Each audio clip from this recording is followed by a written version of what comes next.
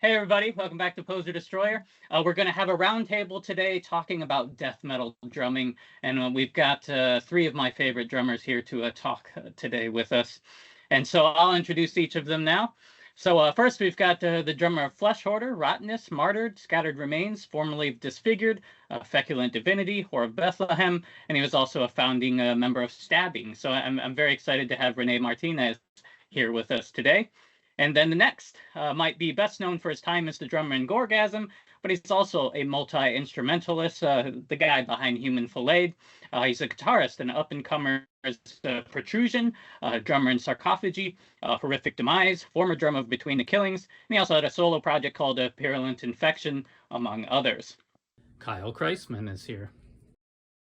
And then last but not least, this drummer was in, he's currently in Necessary Death, Severed Head Shop, Between the Killings, and also my band, Maimed. So he previously also played in Cryptrot and Necrotica, so Justin Wallisch is here too. So welcome, guys. Happy to have you.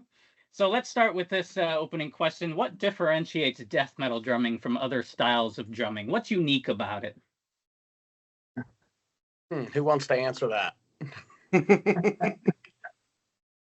The endurance and speed. Yeah. I don't really think there's anything other than maybe black metal that is, blasting and double bass all the time and stuff. Just extremeness, I would say. Yeah. It's just like, it's kind of like more on the nonstop moving side compared to regular drummers who get to have a little break here and there. I feel like I have to keep going nonstop. Yeah. So are there any concerns as death metal is getting older and we start to have some of these like old school bands where the musicians are getting older? Like, how long do you think we can do this stuff? Or how long can you guys do this stuff? What's the plan? I don't feel like playing now, but I mean, I might sound like it. I don't know. But I think as long as you stick with it, it's kind of like exercising, and muscle memory and stuff. It seems like I can not play for a while, and then in a few weeks kind of at least have some of the hand speed and stuff back, I think. Never with my left hand. I've always been awful there, but yeah, I don't know. But yeah, I would say it's a lot of muscle memory, and that's the way I feel about it anyway. I give it until I'm 50, then I'm done. I'm going to be a vocalist after that. Yeah, just bring in the mic. That's it, man. Years left. So has the style of drumming changed much? What are your likes and dislikes about the modern state of death metal drumming?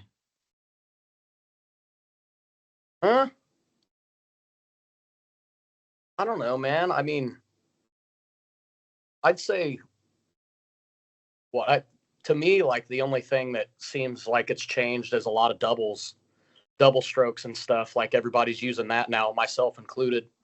But I still think that like the fundamentals haven't really changed a ton. Some things have maybe gotten pushing even faster and shit like that, but I don't know. I think the fundamentals, that it's still the same, like put on Effigy of the Forgotten, and that still stands the test of time. I still think that style is still there. It's just kind of maybe some shit's gotten way, way more technical, maybe, but I don't know. What do you guys think? Like you were talking about. Oh, no, you go ahead. Well, I was going to say now, I mean, it's still the same as I remember it, fast blast beats and everything, but everyone's gotten so much younger. Like there's shredders that are like 15 who are like blasting like crazy that I would have, one day hoped to be like, and I'm like, how is this happening? Like they're getting younger and younger. And I think they have more access to stuff that's out there, like the internet and forums and how to learn doubles and stuff. Back when I was coming up, I was like blind. I was like guessing on how to do stuff. But all these young kids, they have access to it, and they're like flying at the age of 15, and it's crazy. It's cool. I like it. It's awesome. But I'm a little jealous too. I'm like, damn, I didn't have any of that when I was coming up. Yeah, I remember just listening to stuff and like trying to figure out how to play it and just killing myself. You know, like cavemanning, trying to play all fast, having no idea like what the proper movements were. Right. Yeah. Yeah, I'm jealous that it would have been nice to start out on the right path with exact perfect technique straight from the get-go, because I'm unlearning bad habits that I picked up over the years. You know, I can learn the right way to do it, but then I'll go into playing and like muscle memory will take over and I'll start catching myself doing shit wrong. Yeah. How did you guys learn how to play? Was it all just, listening and trying stuff out, or did any of you have formal training? Or no, that's all I ever did, just listening to shit and trying to mimic it, trying to make our own shit. Yeah, that's how I was. Yeah, like listening to Severe Torture and just trying to figure out how the fuck to do that. That is awesome.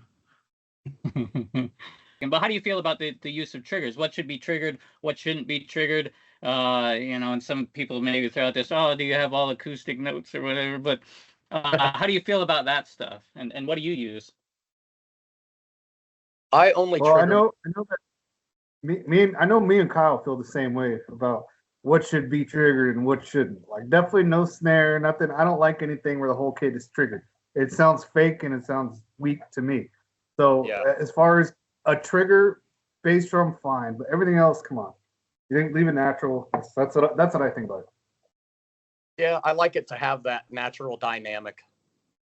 And I know that they've gotten far more advanced with how they're triggering things, humanizing it and stuff, but I can still hear it from a mile away. My ear is just like that. There it is. And sometimes it could be sick music, but it'll sometimes just straight ruin it for me. Right. Yep. Yeah, Justin, any thoughts on that one? I'm only using kick triggers. I know some albums have ended up with where they sample and quantize everything, which isn't my favorite thing, but I guess whatever works. But I like being able to hear drummers and the actual rooms too. I like being able to hear like room in the snare, but it doesn't always end up like that, unfortunately. But so what about click tracks? Yay or nay? How do you feel about them? Recording live? I'm not against them. Live. I've done both. I've just played with Destined to Violate, we just went in and jammed like a band. No clicks or anything, but then when I did the Between the Killings, that was already pre-recorded with drum track, computer drum tracks and stuff, drum machine. And it already had a click to it and stuff. So, and for doing things like that, it worked out pretty well because I basically kind of went in not knowing it well and kind of having to piece parts together. So when you have a click track, you can at least go all right, man, I got this 2-minute section, and then you can end on a crash or something and then come back in playing. And as long as you go back into it the same way that you came out of it, you can splice shit together. So I don't think there's anything wrong with that if you're doing session drums or something like that. And I mean, sometimes it does lack some of that live feel when you're straight locked to a click, but I would rather record to a click track than record without one and then have an engineer go in and start trying to fucking quantize it and stuff and making their own grid afterwards and snapping it to that. Then I feel like it loses all of its life. Yeah. The fills get all messed up too. Yeah. I've had that happen with the band. I recorded to the click, but I noticed that afterwards, when it was like a offbeat type of blast with kick snare, and then I could tell he went back and quantized it because I guess I wasn't playing it perfect, and then it lined up snare and kick together. I was like, wait a minute, I didn't play that, and I was like, what is he doing? Like, so I don't mind doing it in the studio to it. I can, whatever, but I prefer it to be like a full live jam together because it sounds more organic that way. And the only time I do like using a click is if say there's like some break where I gotta stop playing and it's like just a guitar or bass little break or something. It'll keep the time for me, whenever I'm tracking. But I mean, it's not all terrible. I don't think it's cheating or you suck if you can't do it. I don't really care for it that much, I don't know. I think. Yeah, and you get very different kind of feels for things depending on if you use it too. Like if we look back at the classic, like the early Venom stuff, they're not keeping time at all, right? They're going back to riffs, they're playing at a completely different speed, and maybe that's got a certain energy to it. But certainly with the technical stuff, I understand how helpful the click can be as well. Yeah. Yeah, you think Cryptopsy was recording with a Flo was recording with a click? I don't think so, dude. Yeah, although live he tends to speed up, and there's been multiple guitarists that have commented on the difficulty of playing with him live because he goes faster than on recordings because he's so amped up. I'm definitely of that. Lesky used to fucking always be on me about that shit. Like, bro, I know you're hyped, but dude, you're playing way too fucking fast. And like, he's a stickler on everything has to be down picked too. So I can tell if he's looking back at me and like chicken fist. Myself. So you've mentioned the word quantized multiple times. For somebody watching that has no idea what some of this jargon is, what's that mean? It basically be snapping it to a grid. Like I guess whether you have tracked with a click or not with a click, if you quantize stuff, you basically snap all of your notes to a perfect grid. So everything sounds like your 16th note runs on kicks are going to be like exactly spaced apart, every single one of them. So there's no human sound to it. It sounds like you programmed it. Would be. Am I missing that? I mean, that would pretty much just be it, right? Like all the film, pretty much essentially, perfectly spaced apart to the click, like no room for error. If you do that with a naturally recorded track, the moment that you do it, now you sound inhuman. So each of you guys, what's your ideal kit look like? And I recognize that it's probably going to be different if you're talking about jamming at home or in the studio versus what do you like to have when you're going out to play live? Do you like a big thing? Do you like having a rack? What do you like to have for your setup? Smaller, bigger? As long as I've got a trigger and a couple rack toms and a floor tom and a decent amount of cymbals, I'm good. But like, I mean, if I could have it my perfect way, it'd be like, I don't know if you can see that, my kit. But like if I could carry that around with me, great. But it's pretty huge. But like, I don't want to carry that around. Yeah, but this is kind of more like, just shrunken down. Just one kick. I don't think I'll ever take two kicks to a show ever again. I think it's pointless. Right. I don't mind home, but I mean, me and Rene, we've both been using kick pads for a long time too. You still using yours? Yeah. Yeah, I use so I have the two kick pads, and if I want it to make it look cool, I'll put it inside my two bass drums and play my kick pads inside my bass drums just to make it look cool. It's awesome. But no, I'm the same way. Like as I get older, I don't want to lug around all my shit. So like, in my rehearsal spot, I have my big kit. The two bass drums, 3 rack toms, cymbals, and all that shit. But when I go play live, dude, I've been just taking my kick pads, toms and stands, and it all fits in my trunk of my car. Because I'm like, man, I don't feel like setting up all that shit. I just want to go up there and I can make it sound just like as if I'm playing in my big kit in the studio. It doesn't matter, Yeah. So as I get older, I'm like, man, I don't have time to keep breaking all this shit down. So ideally, like when I go live, smaller is better. I don't care. Yeah. Hey, we could rock a kit like Tom Walker from Scout Orgy when he was still drumming. What he had like a kick and a snare drum and like a hi-hat and maybe a couple cymbals. Nice. That's the way to do it. Yeah. Yep. What about I you, mean, Justin? Oh yeah. Oh, go ahead. My live setup's like the same as my like recording setup at home. It's a 5-piece and then like 7 or 8 cymbals or something. Like nothing too fancy. And then if I don't want to bring a bass drum, I'll bring like the Roland KD 120. It's just like a little kick pad.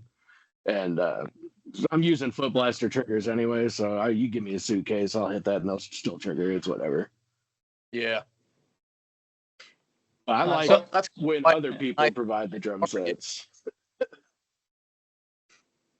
So speaking of which, a lot of you have dealt with probably a number of backline kits, right, that you've been supplied with. Do you have any horror stories you'd like to share about a kit that you've been supplied with and had to try to, do your best with? Some people angle their toms really weirdly, and it messes with me. Because I play with them like almost flat, and then people come in and it's like the 80s kit set up, and my sticks just glance off of it. It sounds like I am just not even hitting the thing. Yeah, I'd say probably the worst kit I played on was in Indonesia. I played something where it was like the toms were huge and the kick drum was big and you couldn't get the toms low at all. So like they were like up here and I was like trying to play. It's like playing on, Legion, right? Dave? Oh yeah. Like he's a monster, the guy's huge. And 6'9". I played a sarcophagus on his set and it was like his shit was all so big I had to take things off and just use one tom because everything else was like up here. So for him, it was fine. I was like, dude, I can't even like do a fill on this. That was pretty tough. Yeah, I was the last one I had. I did a tour with rottenness in the Pacific Northwest, and every night I had a different backline kit. And one night in Seattle, they had the house kit, and I guess all that plays there are a bunch of like, punk bands or grunge bands. So the kit was like an old school, like one mountain tom, one floor tom, like one crash cymbal. Like it was like I don't know. I couldn't play what I usually played, so I had to really dumb it down. And plus, it was all the heads were really loose, so I was like cranking them like real quick before we played, and it was just like, man, it was pretty crazy. Like that was one, but I pulled it off. Like it doesn't bother me anymore like it used to. I'm used to train wrecks, so I'm kind of prepared myself for that over the years. So whatever, if I got to play on one tom and a snare, and I don't care, I'll still do it. I know, like being on tour with Lilla, he loved when a drum set was all fucked up. He's like, oh, great, it's a challenge. This is going to be fun. I'm like, dude, no, I need all the help I can. He's too good. Yeah. Yep. For each of you guys. Go ahead. Yeah. My worst story is I ended up in New York having to play a 4-piece, which is fine, but they didn't tell me until after I set up my kit. And then the sound guy was like, I don't have time for changeovers. So I had to take my kit away and then set their kit up and use that. And it was not cool, man. It seems like at that point you already had your shit up there. Just like, come on, man. Yeah. You'll have time now or when we're done. So what's your ideal? What's the ideal snare tone that you want here? And there's a lot of differences, right? In brutal death and death metal, ping and no ping, and maybe some of these cavernous bands are using tons of reverb and have that stadium sounding kind of snare. But what are you guys looking for? What do you like? Well, Depends on the music, kind of. yeah, Because some of it can use that like super pingy, high pitched crank just blasting. But then if you do that with a band who has like really thick riffs, it kind of takes it. It doesn't add anything. It makes it sound a little thinner than it actually is. yeah. I like pingy ringy snares, but I'm kind of like I'm about where I like them, right in the middle now. Like not so cranked that that's all you get. Like I still like a little bit of a crack, but like just right about it. There's a sweet spot for me anymore, I think. I like it. Yeah, that's how I am. Obviously I'm very pingy on a lot of stuff I've done, but I also do try to adapt to, the style of band that I'm playing with. I got one band that sounds like Vader, and I'm like, I crank it, but I don't have it pinging out, so I have it like in the middle, same with like my old band, Hoarder Bethlehem. It was like, they're more like a little more black metal-y, so I don't ping out my snare for that. It would sound stupid, Yeah. but I do prefer a nice, tight. I don't like loose snares at all. I don't like that. As long as it's tight and it's got a good crack to it, I'm good with that. And Are you guys also, using a single the or double ply heads? single is what I'm using. Same. I don't know what the HD dry is. Is that a double? Yeah, that's a double. That head is killer though. Yeah. Yeah, I use that. I'm stuck on that head. I love that head. Do not blame you, man. That was my go-to for years, and then I just started using it. And I don't. I think I just have an ambassador on my snare. I think I saw somebody else do that, and it sounded killer, so I tried it. Now I gotta look.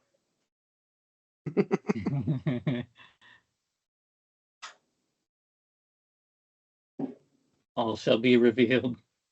Well, on that one right now, I've got a Evans level 360. I don't even know what that is. I think it was just maybe on. I don't think what that is. And this So- is Got that like power center or something like that. oh, Yeah, those are like heavy duty. and the other snare I got sitting out here is an Evans G1. Oh yeah, that's a single. Yeah. So what about the bass drum? Do you like it thumpy? Do you like it clicky? And also, how loud should the bass drum be in the mix? Because we see huge differences there too. I tune my kick head pretty tight for the rebound, for doing doubles and shit like that. I don't care what my kick drum sounds like. I muffle the shit out of it. I just want to hear the trigger. Same. But Yeah. as far as like are you talking about like in the mix on an album? So Like I mean, it can vary too, and live or on the album, I often experience that people are really putting that bass drum loud, and I'm wondering, is that the most important part of your music? Is the bass drum? You can't sometimes hear the guitars because it's being drowned out by that bass, and a lot of the modern brutal death metal bands are maybe doing this too. Well, it's brutal if we just have that bass drum in the forefront, but then some of the other stuff gets lost, I think. Yeah, I think when you have it too loud, I don't think it should overpower everything. I feel like it should be just laying in there in the mix and being clicky enough that it cuts through, but without overpowering everything. Mm-hmm. I It's like gotta- cymbals higher than the snare, than the kick under the snare. I'd rather hear what's going on with the snare than just mumbling like. Sometimes it just ruins shit for me. Yeah, I don't use bass drums anyway, so I don't even care. Like I just trigger it, and I mean live, I like for it to be clicky live or whatever, but on an album, I don't know. I'm trying to get away from the clicky sound. Like it's too much, man. Yeah, I used to like it a lot, but now it's kind of annoying me. So I'm trying to get away from that a little bit. At least when I mix now, I'm like, nah, turn that down. So Yeah, like with protrusion, we're trying to get something that's like a lot more round, if that makes sense. Like not just a flat click, it's like more rounded, like trying to get somewhat of a natural sound while still triggered, but like, I think we're tried to use like a cryptopsy file. it turned out really good. It actually sounds pretty believably natural. Cool. You might not know that it's triggered if you weren't told. So how do you guys feel about the fills? Do you like a lot of fills, or I'm sure it depends on the style a little bit too. And when we're talking fills, what types of fills do you like? Snares, toms, cymbal fills? What's the right balance of how much fill use you think? I like them. Not when they're too much, though. I mean, sometimes there's too many fills going on where it's just like, man, can't you just like fucking blast out for a while, or just like let the guitar speak? Like, unmerciful. I'll say James King, he was probably one of the best for that. He just ripped Endurance and let the riffs do their thing, and his fills were ripping fucking fast singles, but that kicked ass, and he wasn't fucking just doing them all the time just to be doing them. Some people, I feel like they're compensating for, like, they're almost using the fills all the time for a break even sometimes. Feel like it depends on the drummer. Yeah. Like, I like a lot of fills, but I also like letting, like, when people, like you said, let the music breathe so you can actually like groove to it. Yeah. But then there are just like dudes that are too good, like Mike Heller. And it's like, it kind of seems like he's just filling all over the place with Malignancy, but it's just crazy. So yeah, I don't know what else you would do with that. That shit. Well, yeah, that's true. Yeah, pinch harmonic orgy. Uh-huh. I would do more fills if I was good at them, but I'd rather just blast and throw fills here and there. And Yeah. but I mean, if you're good at it, like say a Lily plays all over the kit and he does it very tasteful. You know, it doesn't, whatever he's doing, it doesn't turn me off. I'm like, oh, that's cool as shit. But he's one of the few that can actually pull it off where it doesn't annoy me. You know, like I said, yeah, there's, or like he said, there's other drummers that they just constantly do fills, and I'm like, why aren't you just blasting, dude? Like, blast, man. Like, but there's nothing wrong with it, but I prefer more just meat and potatoes and fills whenever, you know, they should go here and there. You know, that's just what I think. Yeah. So what about the complete opposite of that then? Like Paul from Cannibal Corpse that basically uses no fills ever. How do you feel about like that style of drumming? I think like Paul specifically, or just no fills in general?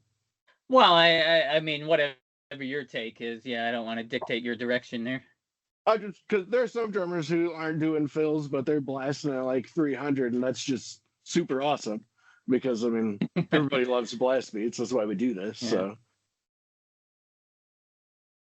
I'm okay with Paul doing less fills. He's not good at them anyway. So, but you know, he's good at making their songs how they are though. Like, you know what I mean? Like Cannibal's music doesn't need a lot of fills anyways. So like he's very good. To me, Paul is more of a songwriting type of drummer. So he's not flashy or anything. He keeps the songs moving, and none of that stuff's needed. So it's fine with me that someone like Paul doesn't do fills like crazy. He's a good songwriter, and that matters to me more than anything. Yeah, he's solid. He's just a solid percussionist. Like, he's there to keep the time, and Cannibal's always kind of been about the riffs anyway, I think. So they wouldn't sound like the same band if they got some fucking shredder of a drummer either, I think. It would whole idea entirely. Yeah. Yeah, it's been their consistent member other than Alex there too. So yeah, that rhythm percussion section, yeah, that's their one thing that keeps them to that sound, I guess. What about blasting? How much blasting we need in there, and what about gravity blasting? That's kind of unique to this style of extreme music. All of the blasting. I'm not big into gravities, but as long as they're not just used all the fucking time, I don't mind them being in there. Like, if somebody just sprinkles them in, I'm cool with gravities, but some guys just do them like constantly, and I'm like, man, I'd just rather hear like just a fucking solid blast beat. Lots of blasts. I like a good mix of you know, just constant blasting, and then some, some spots to let the music breathe. Like I do like just the constant blasting. Some bands, but not all of them. Some of them I feel like should, take a breath or something. But as far as gravity, I'm not that huge of a fan. I don't think it's necessary. I'd rather just hear someone grind it out. That's what I prefer. So yeah, like go ahead. AC/DC beat on some riffs sometimes, just like as simple as possible. Just I like bait there. Bait. Sometimes we'll throw that shit in just for a minute. Like, just let that chunk. Don't do anything over it. Almost. Make a So- groove, I like man.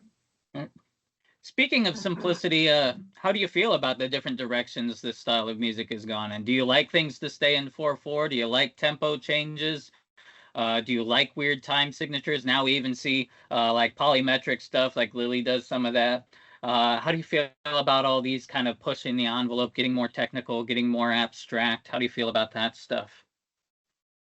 I think it's awesome, but it shouldn't come in front of songwriting. Like, if you can write an awesome song and do all that, awesome. But if you're just doing all that to like show off and do all that, then it's not that cool. Yeah, Yeah, I like Memorable, If I'm not humming it after I'm done listening to it, then it wasn't very effective. Yeah, I like a good mix. I mean, I like some bands where their style is that, like it's chaotic and shit, and that's cool.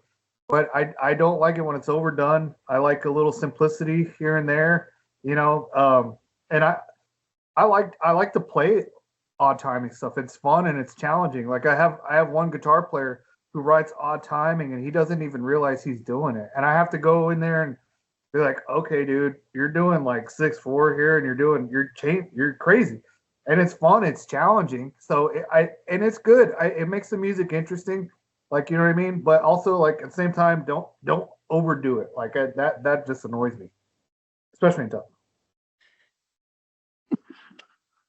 What do you feel like the role of the drummer should be in songwriting? Like, there's not a lot of bands where they kind of start drum first. I think Surreption's one where they often start with the drums and then build around that. But what do you feel like your role should be? Should it be written and then you come in and put drums on it, or do you want to have an active role and, well, the structure of this should be more like this, or what should your input be as the drummer? Active role, I would A say. lot with even helping with guitar riffs and certain melodies here and there, shit like that. Like, I've always tried to have my hands in that. I feel like I want to be part of making this song and not just playing the drums to a finished product that you handed me. If I can be a part of the process, I want to be. But like with Metharoma, that was a weird one because Brian actually approached me about recording all the drums first and just sending them to him. And then he would write riffs to that because he wanted to write an album basically backwards. And it worked out for that, but It worked out super well. That album's killer, man. It's a great album, yeah. But, in a perfect world, I like to be sitting in a room with my bandmates and writing together and being a part of the creative process. Yep. I know it's not always Yeah, I have, like, luckily I have most of my projects we jam together, and that's how we write. That's how I prefer to write. But I have had projects in the past where I laid down like drums first, like straight up, like just, hit record, and then I would just blast the song out and then send it, and I'd be like, here you go, man, and they'd write a song out of it, and that was neat. It was cool. I was like, Yeah. awesome. I didn't know you could do that, but you can. So that's pretty awesome, and I still do that with Rottenness. Like, they're in California, the guitar player is, and I'll just send him drum tracks, and he comes back with riffs over it, and I'm like, this is neat. So I'm glad that technology has come that far, because I wouldn't be able to do that like 10 years ago. Like, I mean, you probably could, but I didn't know, and I just, in the past 5 years, I learned you can write music that way, and it's cool. So I like it now, but I still prefer to be jamming in a room with all my guys, writing together, Yeah. How valuable is it to be familiar with other instruments? So, of course, Kyle plays everything, right? I don't know about the rest of you, but yeah, is that something that's important to have some familiarity with, how to write a riff on a guitar and things like that? Does that help you as a drummer?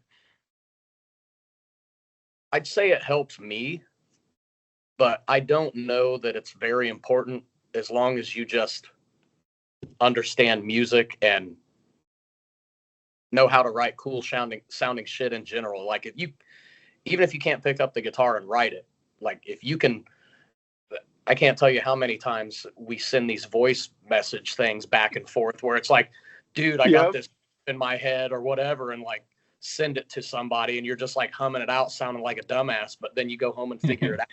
Like yeah, everybody does that. Yeah. Have any of you struggled with like a guitarist that's not very familiar with drumming, maybe sending you like a Guitar Pro drum track or something that's impossible, or hum something that's impossible, or don't have realistic expectations because they don't have a good grasp on what a drummer can really do? Have you run into any situations like that? Yeah, Jimmy Javins was wanting me to blast at like 380 BPM for that fucking stuff. I was like, bro, I literally can't do it. He's like, faster on this. I'm gonna have to do triplets on it. Like, it's physically impossible. You got this, dude. Yeah. Yeah, not for me. I was like, it could be gravitied or some bullshit like that, but I didn't want to do it. I just wanted to blast over it. But yeah, sometimes guys think that because they can program it and it fits, you should be able to play it. You can't play these 64th notes? Come on, man. What's wrong with you? My favorite thing is getting a guitar player who sends me some ridiculous drum file with it. I'll tell them to send it, but I'll listen to it for like 5 seconds. Then I'll be like, hey, send me that, but without the drums, just a click track. And then I'll send him something back, and he was like, dude, that's way better. Even though I didn't do anything they sent me. I'm like, I'm not doing that. Like, y'all are ridiculous. So. Yeah, and that's one of my obstacles with a lot of drum machine bands too, is a lot of these guitarists that are writing these programmed drums don't really have familiarity with what a kind of natural drum pattern would look like, and so they're writing these things, and that often ruins a lot of those bands or often projects, right? For me, in general, I'm not a big fan of programmed drums. Do you guys have any thoughts about that? How do you feel about programmed drums? I don't mind it at times. Like I deal with it with bands like I'll fucking love Insidious Decrepancy forever. Oh, sure. Yeah. That's an exception. And I think he can program them well. I think Putrid Pile does a good job. I love Clean Flesh, shit like that. Syphilic Brian does a good job too. Yeah. It has to sound a certain way though. Like I don't know. Like I'm not even going to call it a snare sound, but like on Heinous Killings, I'm addicted to what that snare sounds like. If mine could sound like that, that'd be sick. But I don't prefer it though. I prefer a real drummer.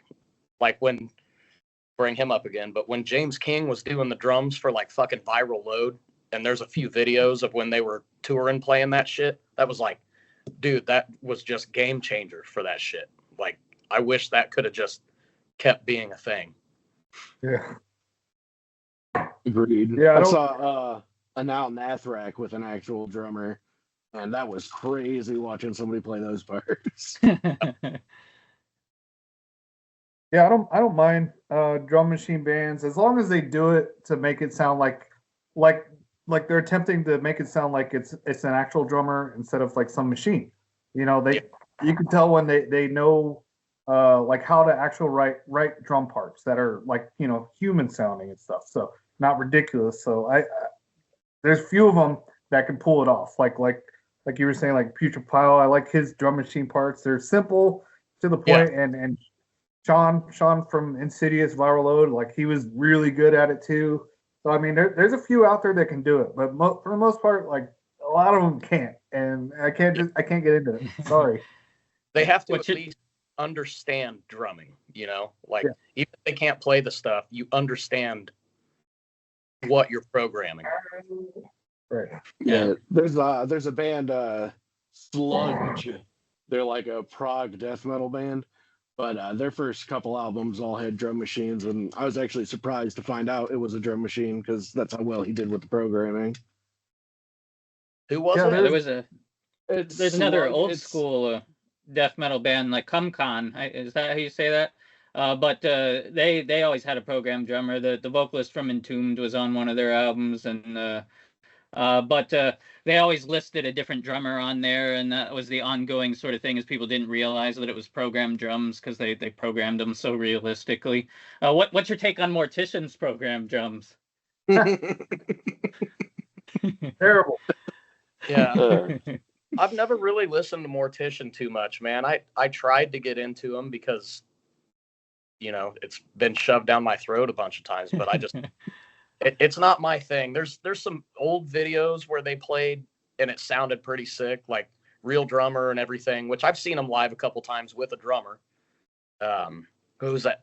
What band was it? Is it Morpheus the Sins drummer that plays for them now? Not sure. Yeah. And I mean, I don't know. I guess it's just its own thing, and it's just not my thing. It's a novelty thing, and I'm okay with it because it sounds ridiculous, and so it's funny, you know. But I like it for that, you know, how stupid it sounds. So I'm okay with it. So in terms of drum sound, how do you like the mix on an album should be? Do you like things to be panned? Do you like things to be centered? Because sometimes you hear some of these ones where they're trying to make it sound like the drummer's perspective, right? You've got certain cymbals panned to different places. Where do you want stuff to be? That's exactly how I feel it should be, is from a drummer's perspective, because people don't realize the drums sound the coolest behind the kit. And I like loud cymbals and loud snares, and I want to hear what's going on, like Phil wise. Yeah, that's how I feel too. Like whenever I listen to something in my car, and I'm listening to drums first always, I imagine me behind the kit and what they were playing, and like as if it's me in my head, I'm playing it too. So that's how I like to mix the sound, like as if I'm the one playing those parts too. So that's how I. So like Tom Phil starting like at the left speaker and working their way over. Yes. Like Yeah. that. Yeah.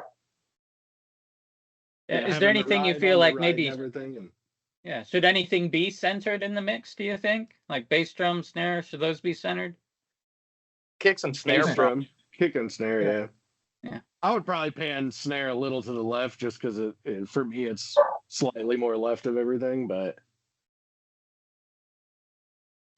so for each of you, what would you say maybe is one of the best death metal drum performances of all time? Is there an album that stands out like this is the pinnacle of death metal drumming?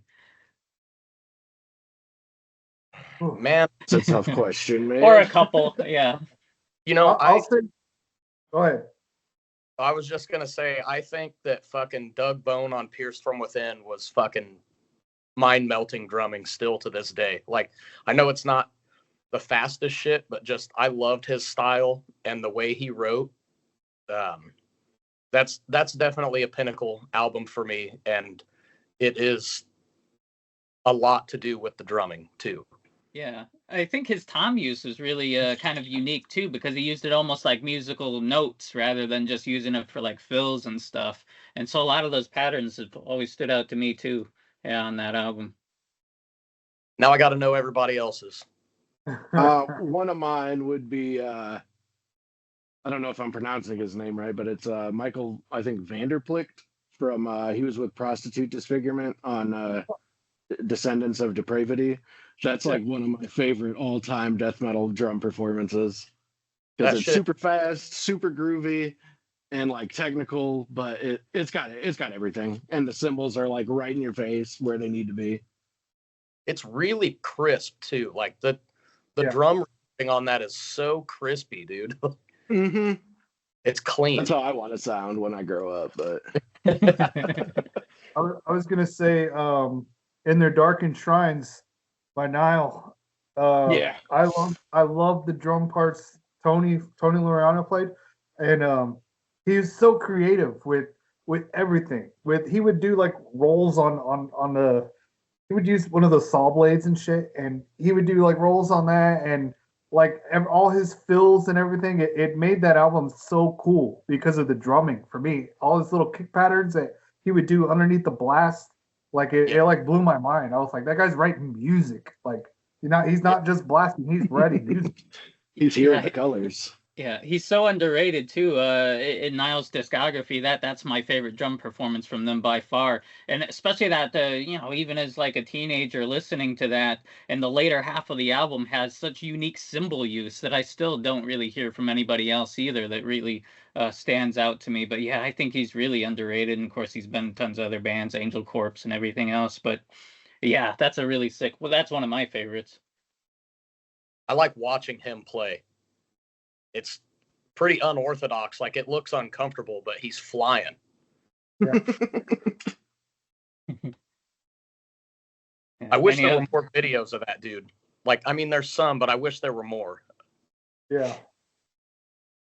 Yeah. What about young, up-and-coming drummers? Is there anybody that you've really kind of been impressed by, or that you're watching, or it's really killed it on a particular album? Who should we be watching? What do you consider young?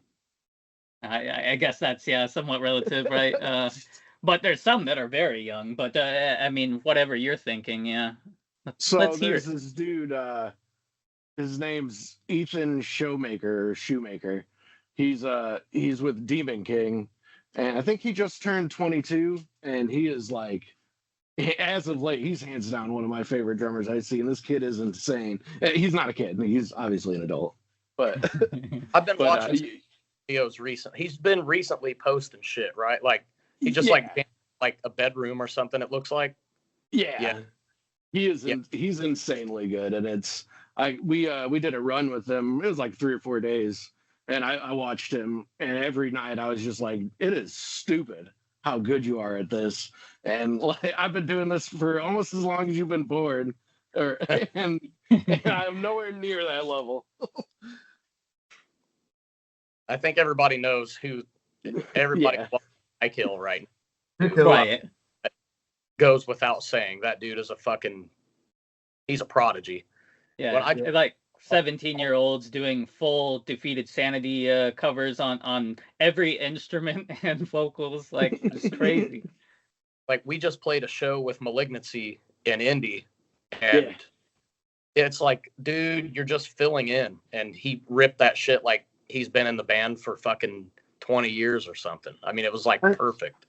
I think he said he learned like 13 songs in a week or something like that.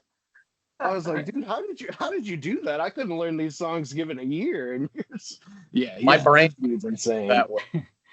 Yeah, he seems to be the go-to guy too for any band that's like touring somewhere and needs a fill-in drummer, because he's done Putridity and Malignancy and Cerebral Effusion and Mortal Suffering and probably others. But yeah, he's just insane. Yeah, he's like, fucking, I can play any of your band stuff. Just send it to me. Yeah. Send me the. I'll be ready next week. It's wild. So each of you, what's kind of your peak? What's your highest goal as an extreme metal drummer? Is there something you're trying to achieve that you haven't gotten to yet? Get faster. I think I've done the coolest thing I'm ever gonna do, so now I'm just chilling. I mean, I got to play in my favorite band for quite a while and be on a couple albums, so I never ever thought that would happen in a million years. So I don't know. I guess I don't really. It sounds depressing to say that I'm not really aspiring for anything at the moment, drum wise, too much. I've been kind of taking a break and playing guitar. I still get behind the kid every now and then, but I keep trying to prod Tony about Sarcophagy, but it's like he's dragging his feet. Yeah. And Rene, I've got to ask you about it. And I don't know if you'll comment on it, but this summer you're going to be opening for Pantera. And how do you feel about that? How do people feel about Pantera? I mean, that's a huge opportunity, right? Yeah, no, because we did it in 2020, 2 years ago. We did that also. Yeah. But it's crazy. It's like one of the craziest things I've ever done and gonna do again. Because I don't think it's not common for a death metal band to be playing in front of that many fucking people. Like it's insane. Like they're big giant what are they, amphitheaters and stuff like that with thousands of people, and I'm blasting. I'm playing blast beats, and I'm like, this is insane, dude. Like, so I like that. Like, of course, I want to get better or whatever, but I don't care to be the fastest. I don't care to do all, be the best drummer out there and shit. I'm proud of the fact that I get to do that, the Pantera thing, or go play another country. Like it's awesome, how far it's taken me. So I'm grateful for that. So I mean, I don't know if I guess of course everyone wants to get better. So I guess that's it, just get better. But I'm having a blast. So I'm fine with where I'm at right now, honestly. That's the most important part. When it's not fun anymore, that's when it's a problem. Yeah. Yep. It's like, it's gotta be fun. You gotta keep the band shit fun, man. Yep. So speaking of that, do you ever get accusations of, like when you're opening for Pantera or something, do people say, "Oh, you're selling out now," or what does that term mean, right? What do you do when people try to throw hate your way, and or even some of these bands that are like crowdfunding their death metal albums now, and how do you feel about all this stuff? What's this word "sellout" mean to you? I like it. Call me a sellout. I don't care. I think it's funny.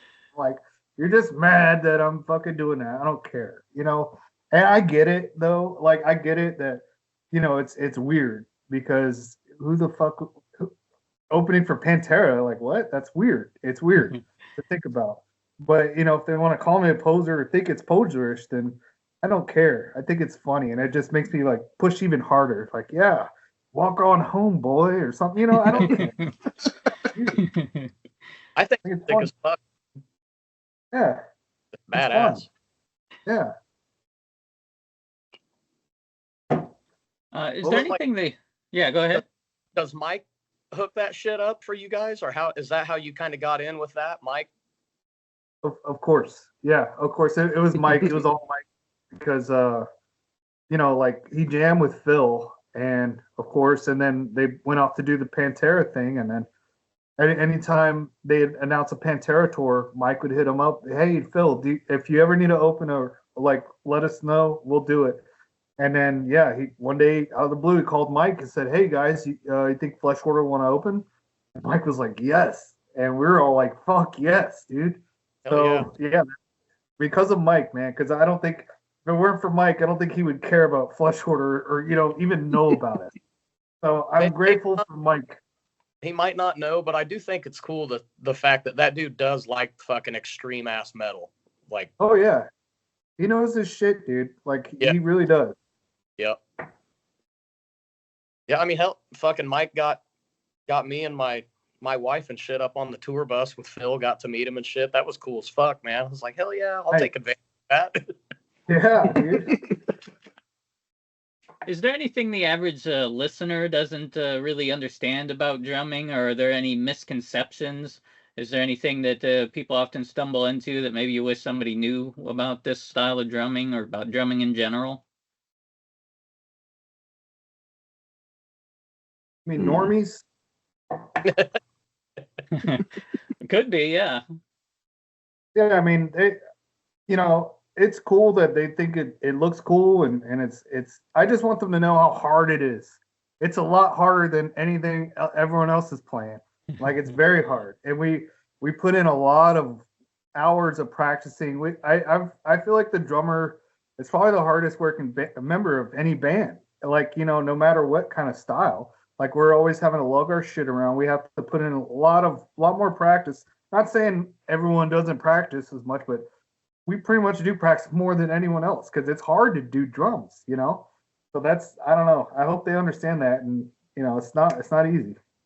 It's definitely the most physical. Like, at least, I think when people like hate it, it makes me mad. Like, even if it's not your cup of tea, at least fucking appreciate what it is, Learn to appreciate it. Like, okay, yeah, I can at least appreciate that. I know what it takes to do that, Yeah. Well, maybe all the comments about, oh, he's using triggers, or oh, he does double strokes, like that Yeah. stuff is still hours of practice, man. Stop All that, discrediting people. yeah, and all that shit does is amplify how bad you suck. Yeah, A exactly. more audible. And maybe that's why drummers are so hard to come by, right? There's the joke that every drummer is in 20 bands or something. Is that something you all experience? Do a lot of people come forward because, hey, you're a drummer, we can't find a drummer, will you be in our band? Do you turn down a lot of these? How do you figure out which projects you want to join? What are your thoughts? Yeah, dude, all the time. Everybody's looking for a drummer. And everybody's a guitarist. Everybody is. Yeah. Yeah, I've had to turn down a lot of things, like, and I feel bad about it usually when it's like a friend that's asking me, like, hey, man, I got this shit all written. You want to play drums on it? And I mean, I told Braxton years before he actually brought a band to fruition that I would do that shit for him. So when it actually was coming up, I was like, I can't lie. Hey, no, I was just blowing smoke up your ass back then. Sorry, bud. Like, but like, so then also Ben, he's asking me about Inebriated, and I just don't have time. I don't think really. Like, I'm focused on a few other things right now, and it's like, it sucks to turn people down that you really don't want to disappoint. Like, I wish I could just say, hell yeah, dude, that'd be no problem, man. I'll knock it out for you. But you can't do all of them. Yeah. It's like being a hot chick, right? And all these dudes are hitting you up. They're like, dude, you're hot. And I'm like, yeah, thanks. And then, but no, I've had to turn down so many projects because I'm just like, and at first I was like, yes, I want to drum for everybody. This is awesome. But now I'm like, man, I really don't. I want to make more time for the bands that I do have and put more all of me into that, and instead of thinning yourself out. Like it gets, you start doing too much, you just start caring less and less about each one. And I'm like, nah, dude, I'm starting to get away from that drumming for everybody. I'm trying to get away from it, but I still drum for everybody. But that's what it's like, man. It's like being a hot chick and everyone's hitting you up, and you just got to turn a lot of people down.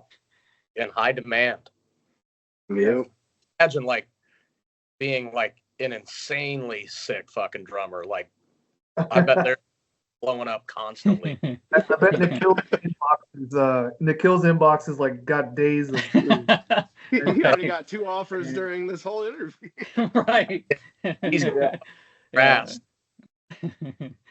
So with that time commitment, how much of a time commitment is this? All of you work jobs, right? Death metal doesn't pay any bills, right? And you mentioned some of you are how much time are you spending practicing, playing with bands, everything else? Even like how hard is it to navigate schedules to be able to play with bands, play shows, not lose your job? What's that balance look like for you? Man, I really typically only get in about every other week practice, full everybody together. I mean, I'll work on my shit on my own, but as far as like everybody getting together, it's about, typically we try to get in like every other Sunday, jam together for a couple of hours, early afternoon, and then get on about our day.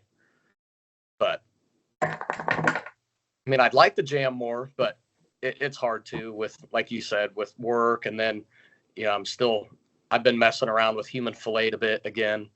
Oh, yay. So then that's another day in the middle of the week that we've been trying to get together here and there. So yeah, you start stacking them all up, and it's like, if Tony does come at me with some sarcophagy stuff and want to start working on it, it's going to be like, man, trying to have like 3 fucking jams, 3 different bands all the time. I mean, you're doing that all the time. Yeah. It's a lot, man. It's a lot to juggle. It is. With a lot of the bands I play with, though, I play to a click track live because sound guys can never get me guitar or anything. So, and I don't want to rely on that. So a lot of the times I can just practice by myself.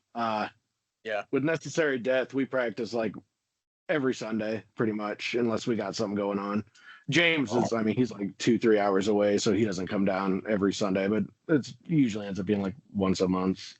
Yeah. And then, yeah, with other bands, we haven't been practicing too much. I've just been kind of, studying my own stuff, making sure I'm ready for everything. So I'll try to like double down if we've got a show coming up or something, like, well, maybe for the next few weeks, we'll try to really hammer them out, get real solid before a show coming up. But then after a show, if we don't have anything else coming up, we'll kind of like not even talk about jamming for like a month, maybe, and take a little breather. With Between the Killings, man, we haven't had a full band practice since like May of 2023. So, yeah. So I just played to the click and they played to me, and we hope it goes well. Shows our band practice. Yeah. I wish I had that, man. All my bands, they were like, we jamming this week. Like I have like three days out of the week I'm jamming with my bands, and it's a lot, and it's fine. But I also wish I had more individual practice time on drums. You know what I mean? Like I don't really have that anymore. It's mostly with all my bands, so it kind of sucks, but it is what it is. Do lyrics matter to you guys? What's that? Do lyrics matter to you guys? Do you care what your singers are writing lyrics about, or whoever's writing the lyrics in your band?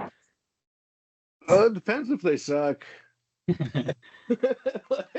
There's some lyrics I don't care for, but mostly I don't really pay too much attention to.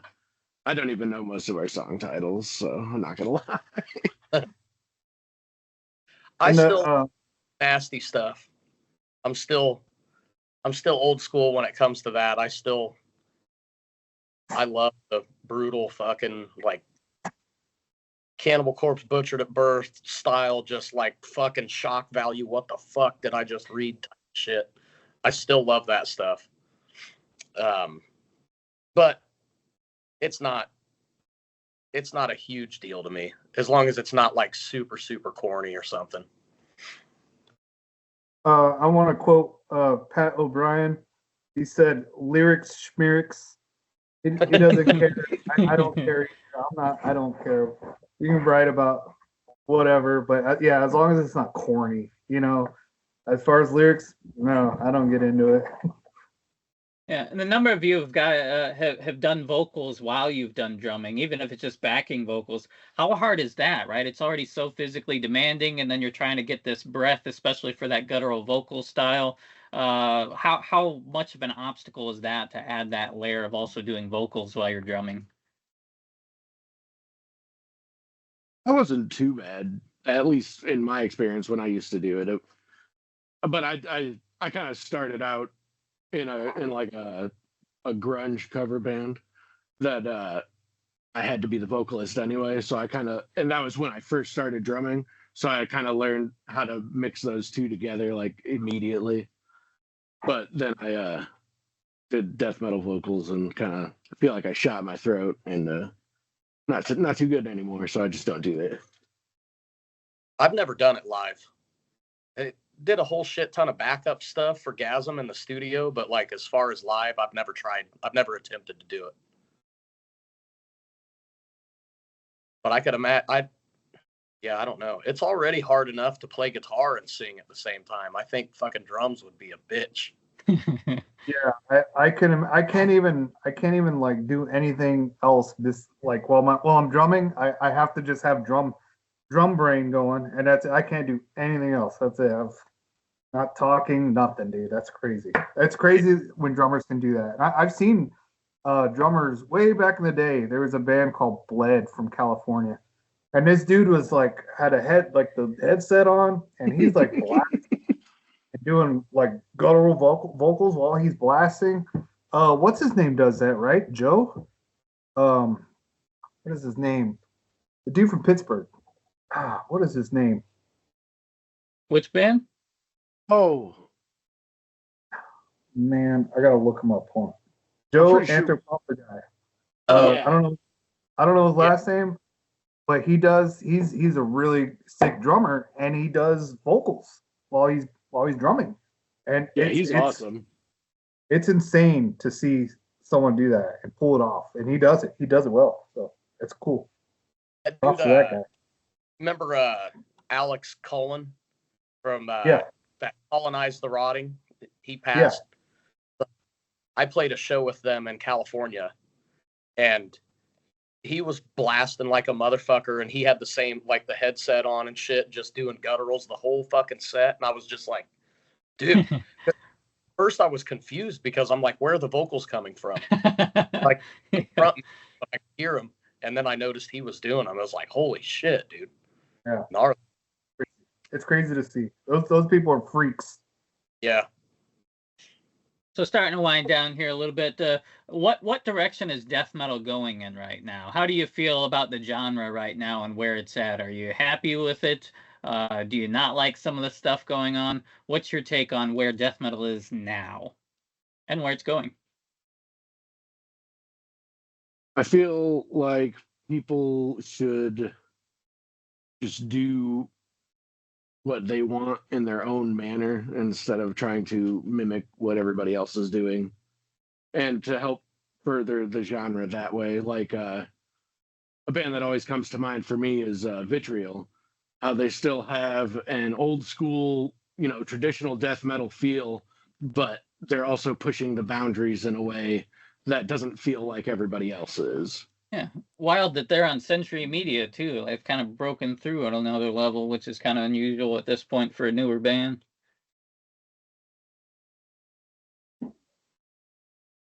Yeah, I think a lot of people are getting back into their to the roots too, which I'm liking seeing some of that. Like, I don't know, just some shit's coming out like just straight, like, unique leader sounding fucking 2000s era brutal again, and I'm stoked to hear that shit.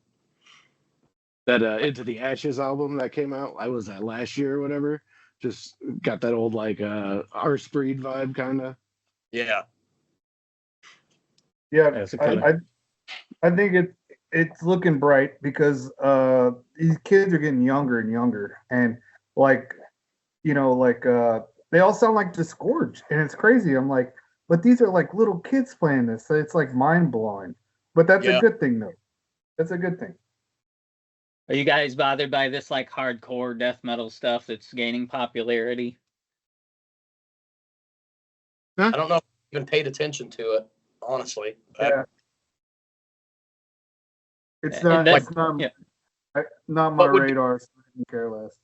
What would be an example that you're... Like They're like- 200 Stab Wounds or Sanguis Ugobog, some of these bands that have really kind of exploded and have some of that influence, and so it's a dirty word for a lot of people, this hardcore influence, but for me it's kind of taken the place of where deathcore used to be. Now it's hardcore death metal and death metal on shows, but I prefer the hardcore death metal over the deathcore stuff that was coming out of metalcore and whatever. The whiny, nasally scream vocals, I was never a fan of that, and the breathy breakdowns with lots of air in them. I prefer the hardcore over that stuff, but I'm not as bothered by this stuff where others are maybe getting very angry about these young kids playing this style that just love the breakdowns. Just don't be spin kicking and doing a bunch of dumb shit around me, and we'll be fine. That's the most crowd killing part of it. Yeah, I can't. You know what's Yeah. funny though?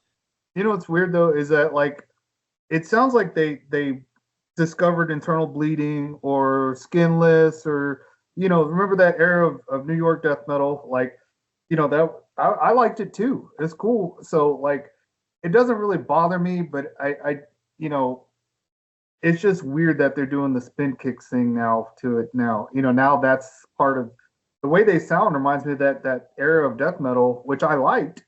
So Yeah. I don't have a problem with it, but it's just also I guess it's kind of a trend now.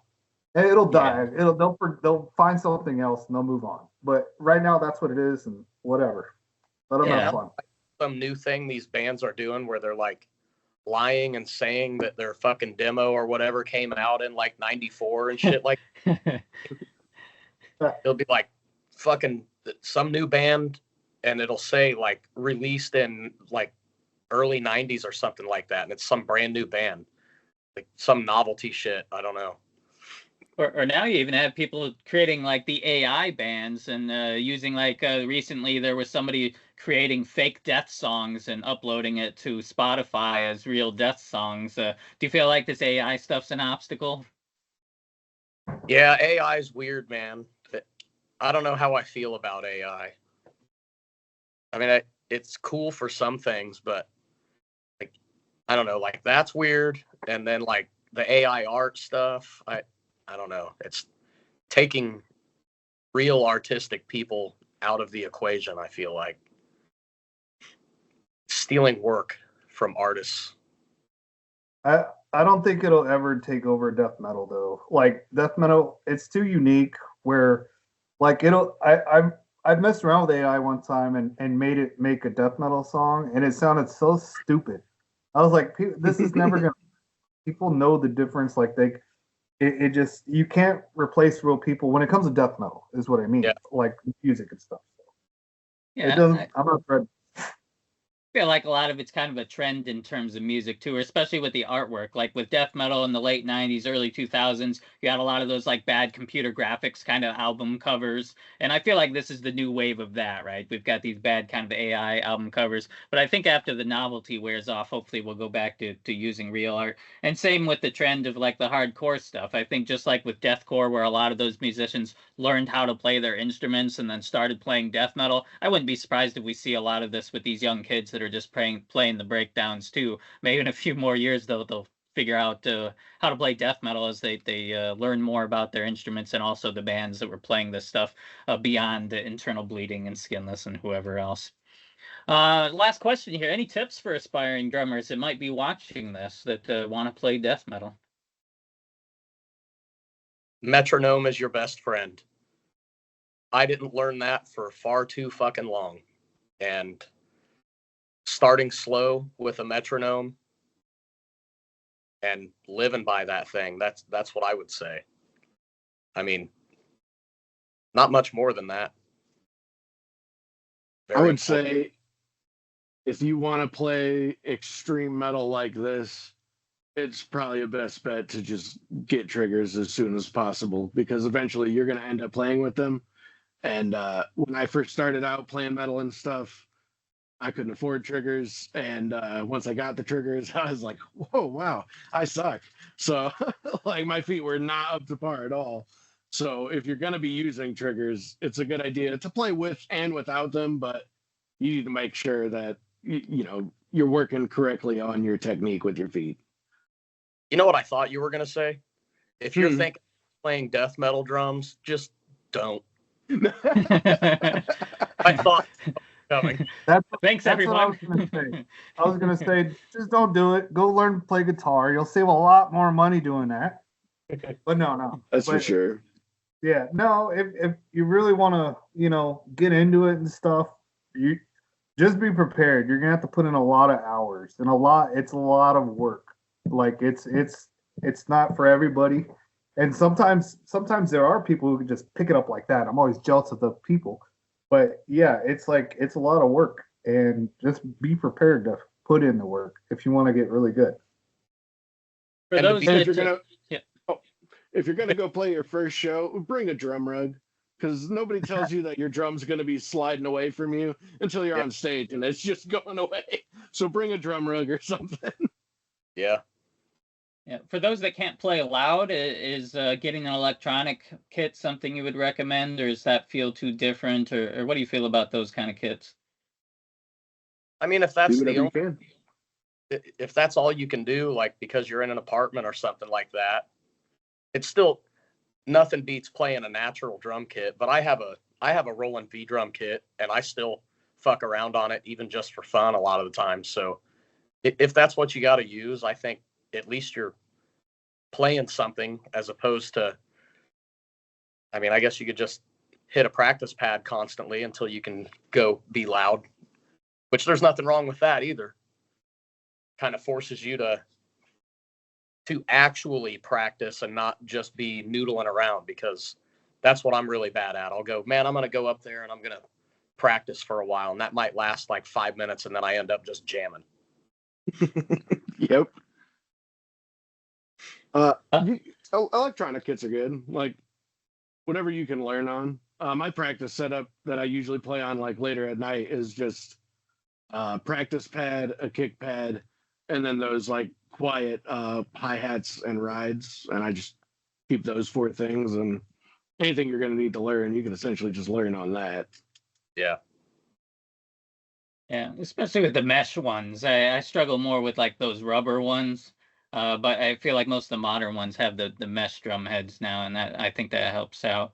Is there anything you guys, Rene, did you have anything you wanted to say about those kits? Or Oh, the e-kits? Yeah. I hate them. I hate them. But like Kyle was saying though, if you have no choice, then it's better than nothing, you know. But just know that if you get used to playing on that, and then you have to go play a real kit, you're fucked. Like it's not the same at all, man. Yeah, there's way different rebound. Both of like mine's a mesh head, and the rebound on it is just fucking insane. It's way better than the rebound on my natural kit. But then like those rubber ones, they've got like no rebound. Yeah. So either way, you're used to something different than what you're playing on a natural kit, for sure. So is there anything else any of you guys want to mention that we haven't covered, or is there anything you want to plug here at the end of the video? I know it's not related from me, but hopefully the new protrusion will be out soon. I guess I'll plug that while we're on here. Awesome. Fine. It should be,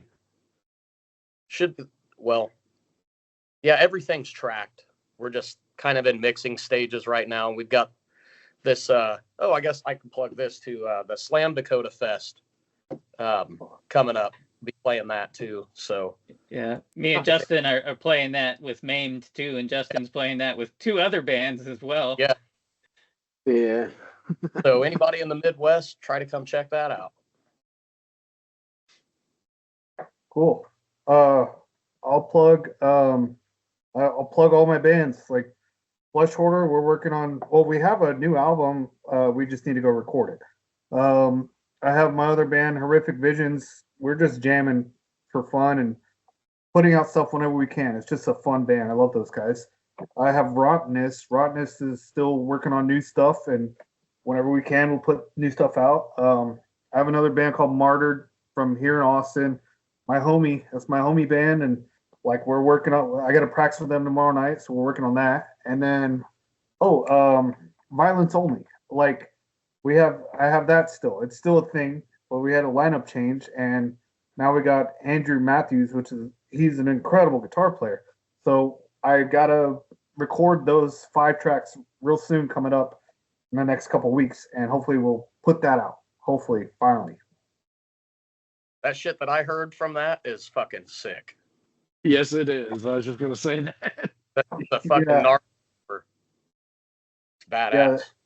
Yeah, that guy's really good, man. I'm stoked to have him, like, to jam with him, because we were trying something way before anything. Like way back when I was in stabbing, I was having a little sending files back and forth with that guy, and I'm like, man, how does nobody know this guy? This guy is a really awesome songwriter, and he's good. So I'm glad to finally get something going with them with Violence Only. So look out for that. Mark's still doing that with you guys, right? Yeah, Mark. Mark? Yeah. Okay, sweet. I was going to say, I'm sure that's going to be killer. Okay. Justin, what you got? Necessary Death is working on music. I think we got like 4 or 5 songs we're working towards a full length. And then Severed Head Shop, we're in the middle of tracking. We got like 2 more bass tracks to go, and then some guitar to finish up, and then all the vocals and stuff. It'll be a while. We work slow. And then other than that, yeah, I mean, I've just been filling in for people here and there. I started filling in for Nakai out of Fort Wayne. So I guess if people ain't heard them, check them out because those dudes are awesome. So I want to thank the three incredible death metal drummers that joined us for this chat today. Hopefully you learned more about death metal drumming. If you have some favorite drum performances in death metal we haven't mentioned, feel free to mention those in the comments. Or if there's other drummers you want to hear from, let me know, and we'll see if we can chat with them too. So thanks to you all. Appreciate you all. Thanks for having me, man. Yeah, dude. Hey, brother. Cheers, man. Later on. Yeah. Hope you enjoyed that video. If you did, go ahead and hit the subscribe button here so I know that you'd like to see more stuff from me. There's lots of other Poser Destroyer videos too you can check out about a variety of topics right over here. You can click on that playlist. You can also find plenty of obscure brutal death metal, some of the stuff we were talking about today in this playlist here. And also if you're just here for some old school death metal streams, there's a ton of that stuff as well. So enjoy, and thanks for your support.